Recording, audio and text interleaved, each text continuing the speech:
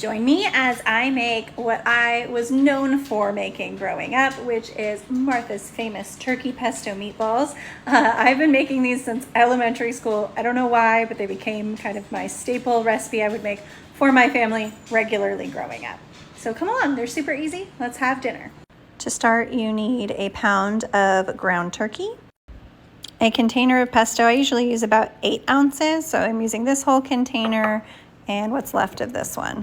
Next up, you need an egg. I'm actually going to use some quail eggs because I raise quail and I have more than enough of them compared to my chicken eggs. So I'm going to pop these 3 in.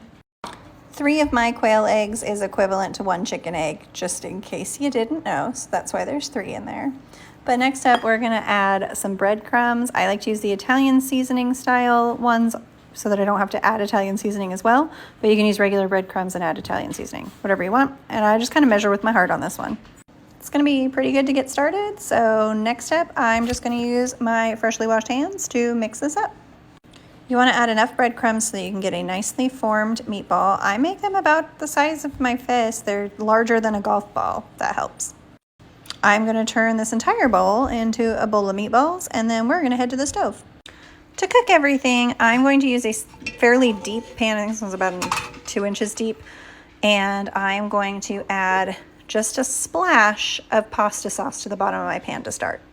I'm going to swirl this all the way around to just make sure the entire bottom of my pan is coated before I add any meatballs. It's not going to be very thick, but basically now I'm going to just layer my completely raw meatballs all around each other in the pan. Give them all a little bit of space if you can. It's not the end of the world if they need to be touching each other. Now that all my meatballs are in, I am going to cover them with tomato sauce. A hack my grandma taught me from the Great Depression, as she said. When there's a little bit of sauce left, add some water. We're going to shake up the jar and add all that in.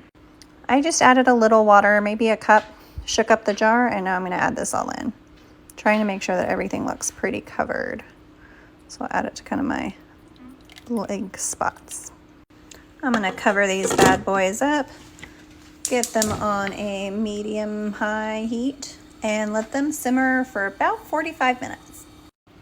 Don't forget to get water boiling and get your pasta started while your meatballs are cooking. I'm going to give them about 15 minutes before I get that process started because these cook for a while. Now that we're to a very steady rolling boil, I'm going to move our cooking temperature down to medium. It will continue to be a rolling boil, but it won't overcook and burn everything.